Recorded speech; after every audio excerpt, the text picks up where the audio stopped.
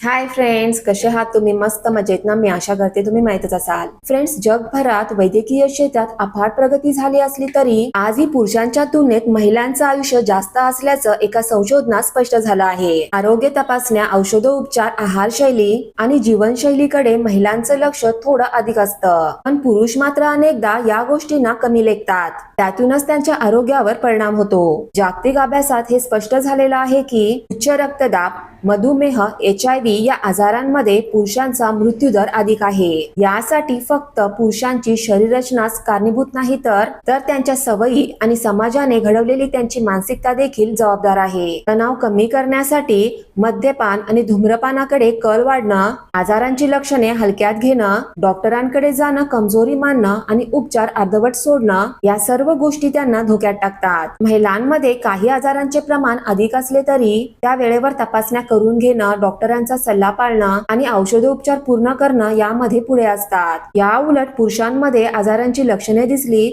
तर ते दडपून टाकण्याचा प्रयत्न करतात. डोकेदुखी, सततचा थकवा, रक्तदाबातील चढ उतार अशा लक्षणांकडे ते दुर्लक्ष करतात. त्यांच्या मते थोडा आराम केला तर ही लक्षणे दूर होतील. या त्यांच्या सवयीमुळे त्यांना अनेक आजारांबद्दल उशिरा समजते किंवा समजतच नाही. महिलांच्या तुलनेत पुरुष डॉक्टरांकडे जाण्यास जास्तीत जास्त टाळाटाळ करतात. ही मानसिकता शेवटी त्यांच्याच आरोग्यासाठी घातक ठरते आणि छोट्या मोठ्या समस्या पुढे जाऊन जीवघेण्या ठरतात. फ्रेंड्स, आता आपण जाणून घेऊया असे कोणते 3 भयंकर आजार आहेत जे पुरुषांना महिलांपेक्षा जास्त होतात. पहिला आजार आहे ब्लड प्रेशर, हार्ट अटॅक. जागतिक स्तरावर पाहिलं तर 80% अधिक देशांमध्ये पुरुष स्त्रियांच्या तुलनेत जास्त प्रमाणात धूम्रपान करतात. त्याचप्रमाणे मद्यपानाची सवय पुरुषांमध्ये स्त्रियांपेक्षा जास्त प्रमाणात आहे. या दोन्ही गोष्टी उच्च रक्तदाब, मधुमेह आणि हृदयविकारासाठी कारणीभूत ठरतात. फुफ्फुसांचे आजार, यकृताशी संबंधित समस्या आणि दीर्घकालीन हृदयविकार या सवयी थेट वाढतात. महिलांमध्ये सुद्धा हे धोके आढळतात,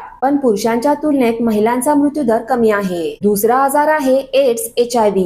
असुरक्षित लैंगिक संबंधांमुळे पुरुषांमध्ये HIV चा धोका अधिक असल्याचं आढळतं. अनेक देशांमध्ये एड्समुळे होणाऱ्या मृत्यूंपैकी जास्तीत जास्त पुरुष असतात. यामागचं मुख्य कारण म्हणजे वेळेवर टेस्ट न करणं, रोगाची शंका असून सुद्धा तपासणीपासून दूर राहणं आणि उपचार टाळणं. समाजातही या विषयावर बोलणं पुरुषांना लाजिरवाणं वाटतं. त्यामुळे अनेक वेळा रोग पुढच्या टप्प्यावर गेल्यावरच समजतं. मग अशा वेळी उपचार कठीण होतात आणि धोका वाढतो. शेवटचा आजार आहे डायबिटीज. जगातील अर्ध्या देशांमध्ये पुरुषांचा मृत्यू हा डायबिटीज मुळेच जास्त होतो. याचे सर्वात मोठे कारण म्हणजे त्याचे उशिरा निदान होणे आणि वेळेवर उपचार न घेणे. बहुतेकदा पुरुष डॉक्टरांचा सल्ला हलक्यात घेतात आणि डॉक्टरांनी सांगितलेली ट्रीटमेंट करत नाहीत आणि उपचार घेत नाही. डायबिटीज साठी लाईफस्टाईल सुधारणे खूप गरजेचे आहे आणि जर लाईफस्टाईल सुधारली नाही तर आयुष्य खराब होऊ शकतं. आता आपण जाणून घेऊया या आजारांपासून स्वतःचा बचाव करण्यासाठी पुरुषांनी काय केलं पाहिजे. महिला या त्यांच्या आरोग्याकडे चांगल्या पद्धतीने लक्ष देतात, मात्र या उलट पुरुष आपल्या आरोग्याकडे दुर्लक्ष करतात. या उलट पुरुष मात्र कामाच्या व्यापामुळे, जबाबदाऱ्यांमुळे किंवा पुरुष आजारी पडत नाहीत या सामाजिक धारणेमुळे स्वतःच्या आरोग्याकडे दुर्लक्ष करतात. आरोग्य विषयक माहिती वाचणं, नेहमी चेकअप करून घेणं किंवा डॉक्टरांचा सल्ला पाळणं या गोष्टींकडे पुरुषांनी लक्ष दिलं पाहिजे. तसेच पुरुषांनी आपल्या सवयींमध्ये बदल करणं ही काळाची गरज आहे. दरवर्षी एकदा तरी संपूर्ण शरीराची तपासणी करून घेणं आवश्यक आहे. संतुलित आहार, नियमित व्यायाम आणि पुरेशी झोप ही मूलभूत तत्व प्रत्येक पुरुषाच्या जीवनशैलीचा भाग होणं आवश्यक आहे. तसेच आरोग्य सेवांमध्ये पुरुष फ्रेंडली सुविधा उपलब्ध करून देणं आणि लवचिक वेळेचे क्लिनिक्स उभारणं आवश्यक आहे. यामुळे पुरुषांना वेळेवर उपचार मिळतील आणि अधिक धोके टाळता येतील. फ्रेंड्स, मी आशा करते की आजच्या व्हिडिओमध्ये जी माहिती मी तुम्हाला दिलेली आहे ती तुम्हाला खूप आवडली असेल.